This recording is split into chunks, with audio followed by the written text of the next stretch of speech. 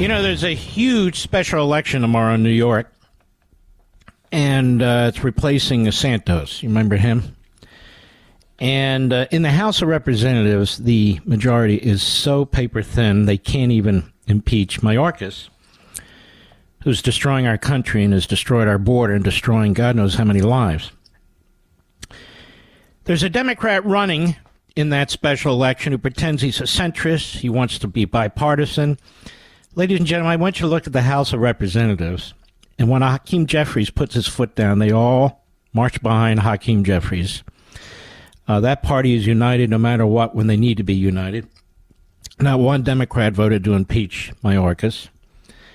And so it's very, very important that the Republicans retain that seat. And they have a fantastic candidate in Mazi Pilip.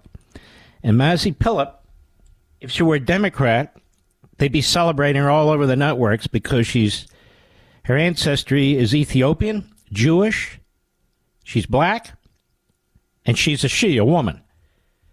But because she's a conservative, because she's running as a Republican, because they don't want the Republicans to have a majority, a stronger majority in the House, of course, they don't support her. But we support her. I've endorsed her. Mazi Pilip is on the ballot tomorrow, and special elections are all about turnout. So if you turn out, she'll win. If you don't, she'll lose. And you'll have another loser representing you. Mazi Pilip, how are you, my friend? Wonderful, Mark. Thank you so much for having me. Well, it's a pleasure that you would take time to come on the evening before the election. How do you feel about this? I feel very good. You know, the amount of people I have been meeting the last 7 weeks, and to see the energy, the love, the support, the care they have to this country is just amazing, very empowering, very, encouraging.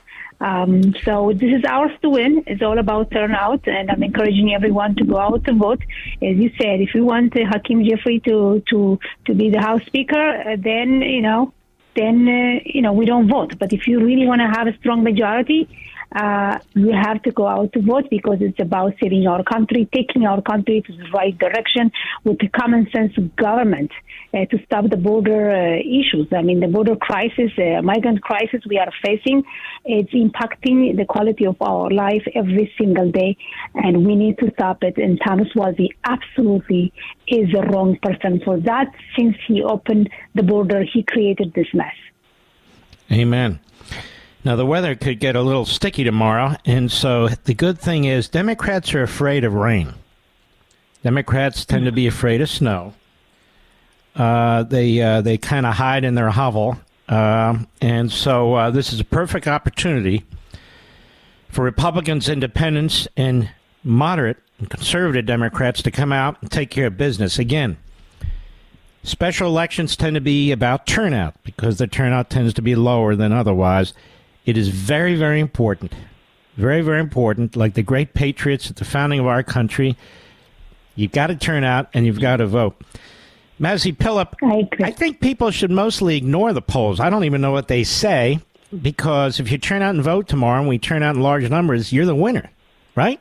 100%. This is ours to win because, again, the issues are with us. The crime and being soft on crime, not supporting law enforcement, keeping the border open, created these issues that we saw 2 weeks ago, illegal migrants attacking our police officers. And what else left if they are attacking our law enforcement and they don't follow the rules?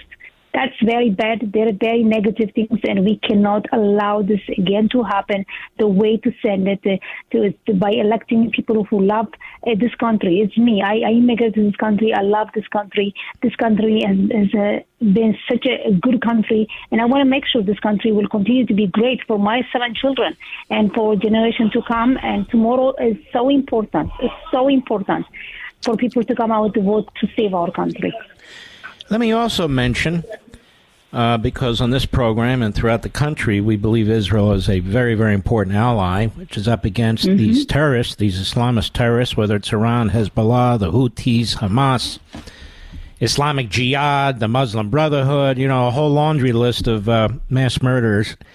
The Democrat Party doesn't seem to want to fund Israel. It takes the funding of Israel and it throws it in there with 1,000 other things, some massive spending bill.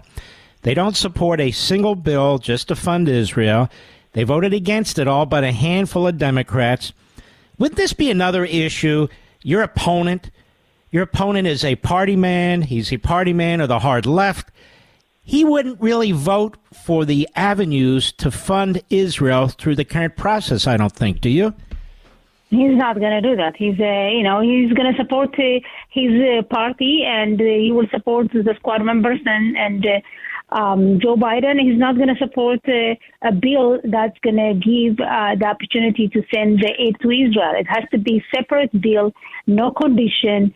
Israel is fighting a terrorist organization that viciously attacked civilians, innocent civilians, and killed babies, burned babies, tortured so many families, and raped. We are dealing with a terrorist organization.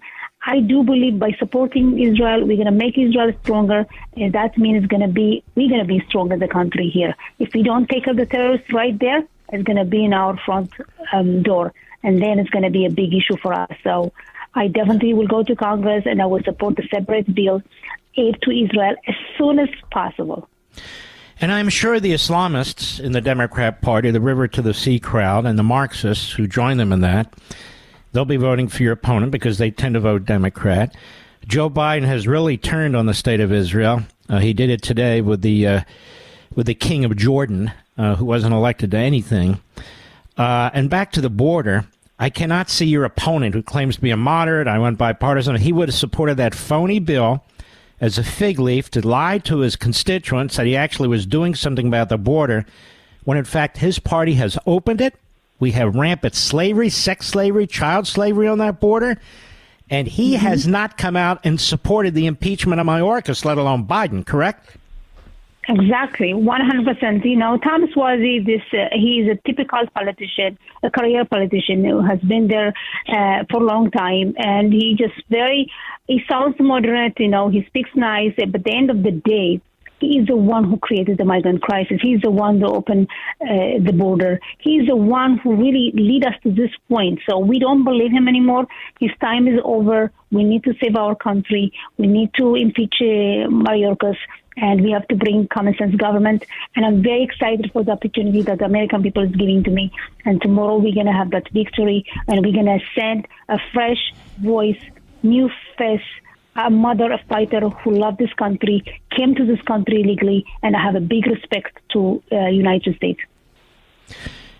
I can imagine you walking the halls of Congress and bumping into Cori Bush and AOC and Tlaib and their ilk, and them looking at you as a black woman, an immigrant, saying, you should be with us. And you standing up and telling them, no, I will never be with you. Folks, please go out and vote. Mazi Pilip. You got to do this, New York. Very, very important. The election's tomorrow. Turnout is everything. God bless you and good luck, my friend. Thank you. Thank you. Thank you, Ma. All right. God bless. She's terrific.